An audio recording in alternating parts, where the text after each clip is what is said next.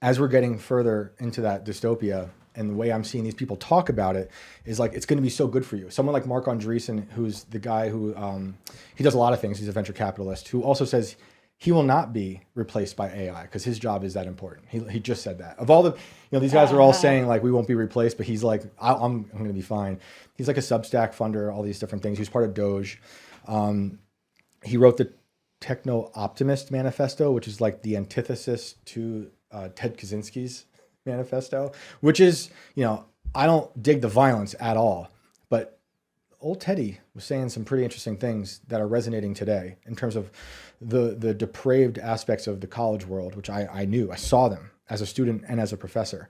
But they're saying like, I think it's called the scaling hypothesis. And I think that means the more AI we have, the bigger it gets, the better we will all be. They keep saying that. It'll be better for society.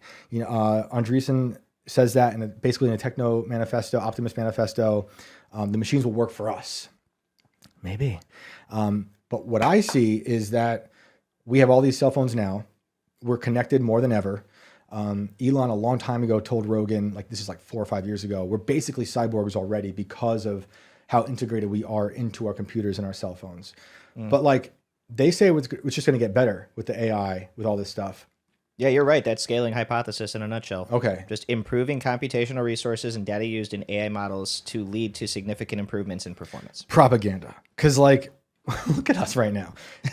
Kids are not educated anymore. I'm seeing teachers quit because they're like, these kids don't even read anymore. No one knows how to do anything. We've lost our ability to function. They're glued to their phones world. and social media. Bro, it's so bad. Like the online dating, the depression has spiked. Everyone's more isolated. Even though we're more connected than ever, we're so isolated. We're lonelier than ever. People should be smarter because we have all this at our disposal, but we're not. Yeah, but you can kind of say this about every generation.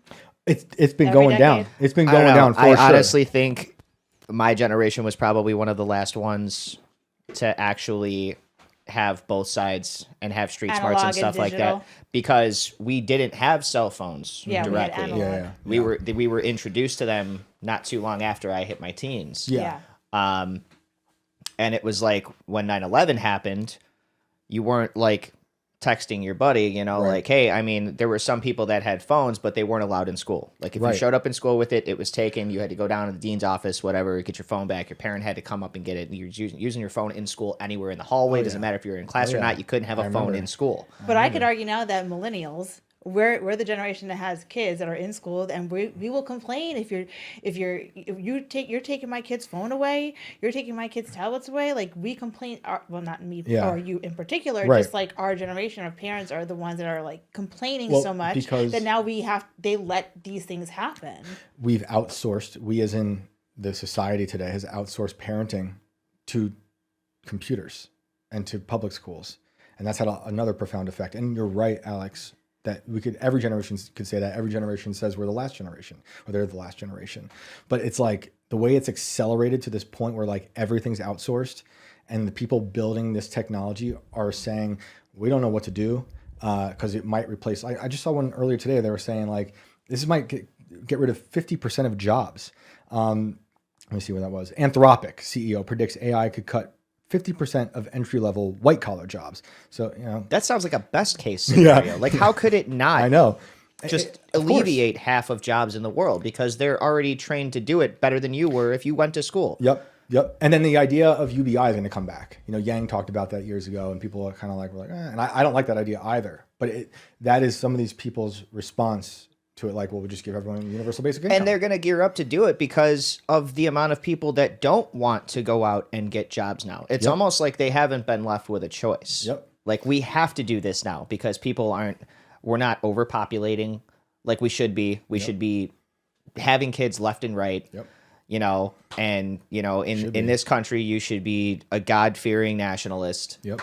And just having kids left and right. That's what they want. But we're not doing that. We're not getting jobs. We're not going out and working. People are staying home. They're polarized. They want more polarized now than any time since the Civil War. Basically. Yeah, but isolated now. Yeah. Like you'll fight the war in the metaverse. Completely shut off from everything, but completely connected at the same time. You're plugged in. Yep. Yeah. I mean, you could probably fly that drone through Ukraine, getting paid, an hourly wage, while you're also in your own version of The Sims at your house while you're 3D printing, your food or your pill. That Yeah, you drinking take. a cup of your Facebook bought matcha. Yeah, exactly. Yeah. Yeah, but we're all part of the problem. I know. All of us. We all are. I think But it's also, we going to didn't take. have a choice. Well, the I don't question think, is how many people are going to actually try to be part of a solution? Right. Well, I mean, yeah. I mean, If we that's- can all keep contributing to the problem and just watch society in this downward spiral going down the drain too. But it's the few that are going to branch off of that try to want to do something about this, like Right. exposing what's happening, waking people up. The thing that I struggle with a lot with this is that aspect of it. Like, what's the solution? And I don't think regulations are going to help. I'm No. very anti-regulation, and it never works. The war on drugs didn't do anything. The war on terror didn't do anything. So the war on AI is not going to do anything. It's here. It's going to come down to people, and having ethics about it. And but the people in charge, I don't trust them to have ethics with it, no matter who it is. This side I voted for, that side, it's always going to be used against you at some point. Oh, it always is. And the fact that a lot of this stuff is born out of the Patriot Act, which is a disgusting piece of legislature, should alarm all of us. And these people rebranding, a lot of people are saying, well, this is like the death of wokeness. Elon says a lot about the woke mind virus. I think this is actually going to be worse than that fight with the woke stuff. This is the Marxism rebranding, because Marxism to me is just evil. And this is another version of that evil. And they've been able to successfully ingratiate themselves into the dissident right and the religious right by rebranding to MAGA all of a sudden, which is their biggest obstacle. If I'm right and they are bad people and they are just looking to maintain power and don't really have ethics, they don't care about Trump so much as they care about making their companies grow, becoming a monopoly. That to me is the future of this, where they're just going to crush you. And it's them trying to create a utopia out of all this. They're building private cities. They're building these little network states. Peter Thiel has a floating city network that he's working on now. Mark Andreessen and Reid Hoffman are looking to build their own right now. There's a bunch of these little, I don't want to call it 15-minute cities, but there's these private little cities that are going to be little technocracies. And the one in Northern California is very bizarre to me, because it's so Andreessen was working with Doge, and Reid Hoffman and Elon have had they've been sparring, but Hoffman and Andreessen have this thing called Forever California. It's either Forever California or California Forever, and that's their idea of building one of their own little network states.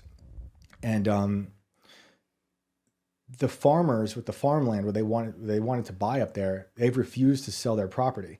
So last I checked, Andreessen and Hoffman and their company has sued the farmers for refusing to sell them their land. Yeah, because that's a crime. That's insane to me. But they're trying to build little utopias like that. Yeah, it sounds like Los Alamos 2.0. Yeah, dude. I don't know where that's going to go. I don't know if the farmers are going to win out. And Well, the first Los Alamos, they created the atomic bomb. right. So Right. And you can go find interviews with Karp and them talking about how the original Silicon Valley is the Manhattan Project. Mm-hmm. Which it is. It is.